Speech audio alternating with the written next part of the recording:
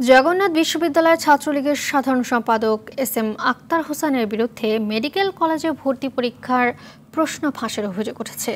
বিশ্ববিদ্যালয়ের ছাত্রলীগের নেতারা জানান, সংগঠনের নাম ভাঙিয়ে প্রশ্ন ফাঁসসহ নানা অপকর্ম করে আসছেন তিনি। তবে অভিযোগ অস্বীকার করেন আক্তার।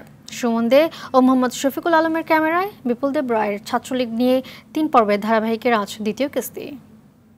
নগদের কাছে সব গ্রাহকই প্রিয়, তাই তো সারা দেশে ক্যাশ আউট চার্জ সবচেয়ে কম।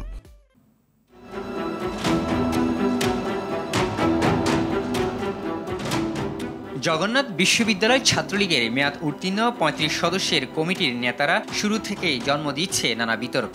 ২.৫ বছর ধরে চাঁদাবাজি ও নারী কেলেঙ্কারি সহ নানা অভিযোগের পর এবার বিশ্ববিদ্যালয়ে ভর্তি পরীক্ষার প্রশ্ন ফাঁসের অভিযোগ উঠেছে কমিটির সাধারণ সম্পাদক এস.এম. আক্তার হোসেনের বিরুদ্ধে। আরটিভির অনুসন্ধানে এ নিয়ে বেশ কিছু গুরুত্বপূর্ণ তথ্য মিলেছে। আক্তার হোসেন তার নিজ ফেসবুক মেসেঞ্জারের মাধ্যমে মেডিকেল ভর্তি পরীক্ষার প্রশ্নপত্রের এমসিকিউ উত্তর অন্যজনকে প্রদান করেন। উত্তরপত্রের অধিকাংশই 2016-17 সেশনের ভর্তি পরীক্ষার প্রশ্নপত্রের সাথে মিলে যায়। মেসেঞ্জার বার্তায় দেখা যায়, যিনি উত্তরপত্র নিচ্ছেন তিনি আক্তারের কাছে সব প্রশ্নের উত্তর দেওয়ার অনুরোধ জানান। জবাবে আক্তার সব দিয়েছেন বলে ফিরতি বার্তা জানান, সেই সাথে এটি কাউকে না জানানোর অনুরোধ করেন।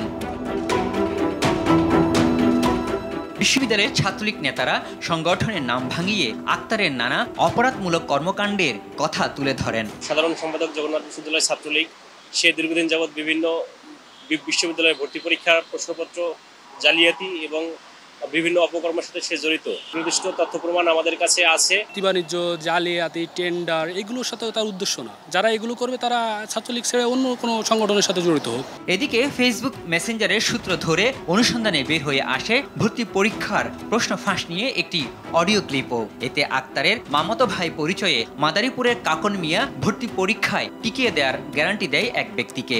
আমি আক্তারের আপন মামাতো ভাই, তারপর আক্তারের দ্বারা কিন্তু পরিচিত বা আক্তার বলে আক্তার হয়তো বা রিটেনটা করে আপনিও বলছেন যে ভাই আপনার যে কোনটা কাজ করছে কিন্তু আমার কাজ কোনোটা মিক্স হয় না বা মিস্টেক হয় না, এটা কিন্তু আপনারাও বলছেন।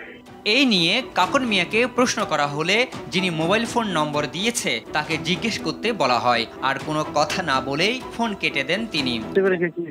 ওটা আপনি ওই যার পরিচিত এর কাছে জিজ্ঞাসা করেন, আমার কাছে কিসের জন্য? আমার কাছে জানার কি আছে বুঝলাম না। তবে এমন কর্মকাণ্ডে জড়িত না থাকার দাবি করেন আক্তার হোসেন। আমার আপন ছোট ভাই, তো তাহলে আপনি যেটা বলতেছেন তাহলে ঢাকা বিশ্ববিদ্যালয়, চট্টগ্রাম বিশ্ববিদ্যালয় পড়ার কথা ছিল, তাহলে সে প্রাইভেটে পড়ছে কেন? দেখেন, আপনি যে প্রশ্নটা করেছেন এটা সম্পূর্ণ ভিত্তিহীন, মিথ্যা অপবাদ দিয়ে এই যে কথা বলছেন এর কোনো প্রমাণ আছে? এমন অপরাধে জড়িত থাকলে আক্তারের বিরুদ্ধে সাংগঠনিক ব্যবস্থা নেওয়ার কথা জানান কেন্দ্রীয় ছাত্রলীগ। দেখুন, প্রশ্নপত্র ফাঁস তো খুব গুরুতর একটি বিষয়। এই ধরনের ঘটনায় যদি আমরা কারো সংশ্লিষ্টতার প্রমাণ পাই, অবশ্যই সেক্ষেত্রে আমাদের সাংগঠনের বিধিবিধান অনুযায়ী ব্যবস্থা গ্রহণ করব। অনৈতিক কর্মকাণ্ড পরিচালনা করা এবং গঠনতন্ত্র বিরোধী কর্মকাণ্ড পরিচালনা করা, শিক্ষার্থীদের স্বার্থ বিরোধী কর্মকাণ্ড পরিচালনা করা, আদর্শ বিরোধী কর্মকাণ্ড পরিচালনা যদি কেউ করে থাকে তো অবশ্যই সংগঠন ব্যবস্থা গ্রহণ করবে। ছাত্রলীগের গুরুত্বপূর্ণ পদে থেকে এমন কর্মকাণ্ডে জড়িতদের বিরুদ্ধে কঠোর ব্যবস্থা নেওয়ার দাবি জগন্নাথ বিশ্ববিদ্যালয় নেতাকর্মীদের। বিপুল দেব রায়, RTV, ঢাকা।